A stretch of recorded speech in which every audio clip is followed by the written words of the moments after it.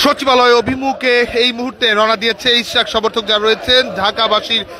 ব্যানারে এই মুহূর্তে একটি মিছিল নিয়ে কিন্তু ইশরাক সমর্থকের যে শপথ গ্রহণের আয়োজন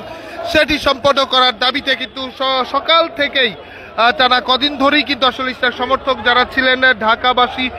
তাদের ব্যানারে কিন্তু মিছিল অবস্থান কর্মসূচি থেকে শুরু করে সকল আয়োজন তারা করছে এবং মানুষের ঢল যদি এক প্রকার বলা যায় নগর ভবনের সামনে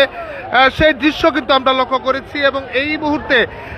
সেই মানুষের ঢলের মিছিলটি সচিবালয় অভিমুখের দিকে কিন্তু যাচ্ছে এবং তারা আবারও সেই প্রেস ক্লাবের সামনে দিয়ে গিয়ে নগর ভবনের সামনে তারা এই মিছিলটি শেষ করে আবারও তারা অবস্থান করবে এবং সরাসরি আমরা দেখানোর চেষ্টা করছি দেশমান্তর লাইভে এবং বিভিন্ন পর্যায়ের নেতাকর্মী যারা রয়েছেন এবং এলাকাবাসীর ব্যানারে কিন্তু সেই মিছিলটি তারা করছে এবং এই মুহূর্তে ঠিক গুলিস্তানের যে সড়কটি রয়েছে সেই সড়কটির সামনে দিয়ে এই মিছিলটি যাচ্ছে এবং সকাল 9টা থেকেই কিন্তু নগর ভবনের সামনে সমর্থক যারা রয়েছেন ইশরাক সমর্থক যারা রয়েছেন তারা কিন্তু অবস্থান গ্রহণ করছেন এবং এলাকাবাসী ব্যানার বিভিন্ন জনের মানুষ কিন্তু আসলে সেই অংশগ্রহণ করেছে এবং যেমনটি জেনে থাকবেন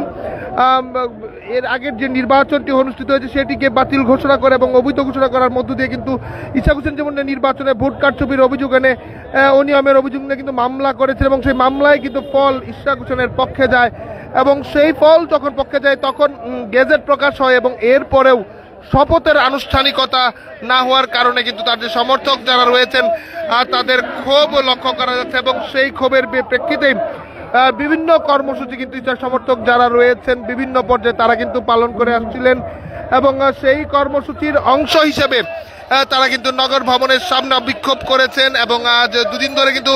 অবরোধ করে রেখেছিল নগর ভবন এবং নগর ভবন অবরোধের এক পর্যায়ে তারা কিন্তু ঘোষণা দেয় সচিবালয় অভিমুখে তাদের যে মিছিল সেই মিছিলটি চলে যাবে এবং প্রতিদিন দুদিন ধরে কিন্তু এটি চলছে 9টার দিক থেকে তারা অবস্থান কর্মসূচি করছে এবং 1টার কাছাকাছি সময়ে তারা সেই মিছিলটি নিয়ে আসলে সচিবালয় অভিমুখে সড়কটি প্রদক্ষিণ করে এবং সেই প্রদক্ষিণ শেষে তার যে কর্মসূচি সেই কর্মসূচি চলছে এবং তারা বলছেন যদি এইভাবেই শান্তিপূর্ণ অবস্থান তারা করছে যদিও বা সরকারের পক্ষ থেকে যদি ইতিবাচক কোনো সিদ্ধান্তের জায়গায় না আসে এবং শপথ গ্রহণের আয়োজন না আসে তাহলে তারা কঠোর কর্মসূচির ঘোষণাও কিন্তু তারা আসলে দিয়েছে।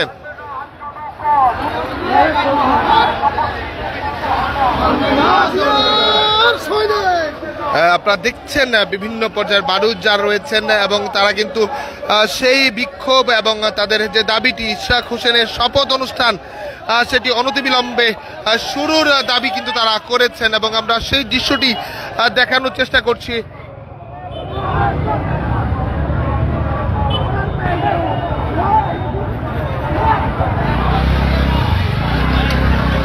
সকাল থেকেই সকাল 9টা থেকে কিন্তু ইশরাক হোসেনের সমর্থক যারা রয়েছেন তারা অবস্থান করছিলেন নগর ভবনের সামনে এবং নগর ভবনের অবস্থান করার মধ্য দিয়ে তাদের যে কর্মসূচি সেই কর্মসূচি কিন্তু প্রতিনিয়ত চলছে। তবে যেমনটি তারা বক্তব্য রাখতে গিয়ে বিভিন্ন সময় তারা বলছিলেন যত দ্রুত সম্ভব যদি আসলে এই সিদ্ধান্ত শপথ গ্রহণের আয়োজন না করা হয় সরকারের পক্ষ থেকে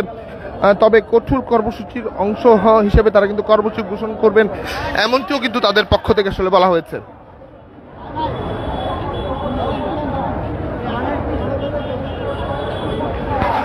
এই মুহূর্তে ঠিক গুলিস্তানের মোড়ে সেই মিছিলটি রয়েছে যে মিছিলটি থেকে সচিবালয়ের দিকে তারা কিন্তু যাচ্ছে এবং এরপরই আসলে তাদের যে প্রতিদিন যে কর্মসূচিগুলো কিন্তু প্রতিনিয়ত এক ধরনের কর্মসূচি চলছে। তবে তারা বলছে যদি শান্তিপূর্ণ কর্মসূচি দিয়ে সিদ্ধান্ত বাস্তবায়ন না হয় কঠোর কর্মসূচির দিকেও তারা যাবেন। মূলত ঢাকাবাসীর ব্যানারে কিন্তু ইশরাক হোসেনের শপথের আনুষ্ঠানিকতা নিয়ে কিন্তু কর্মসূচি পালন করে আসছে।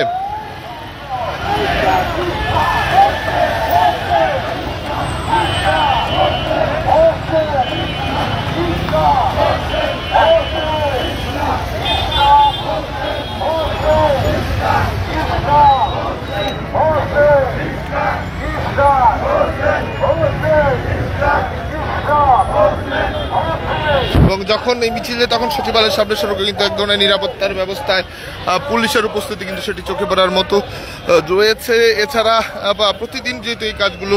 সমাবেশে তারা করছে পুলিশের যেমন এক ধরনের অবস্থান রয়েছে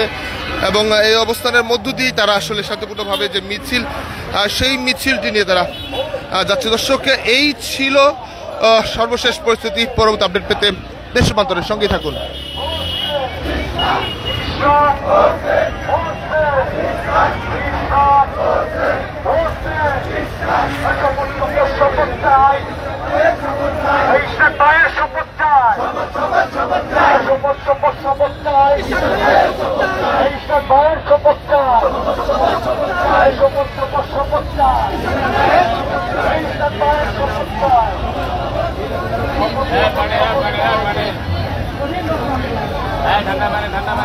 ঠান্ডা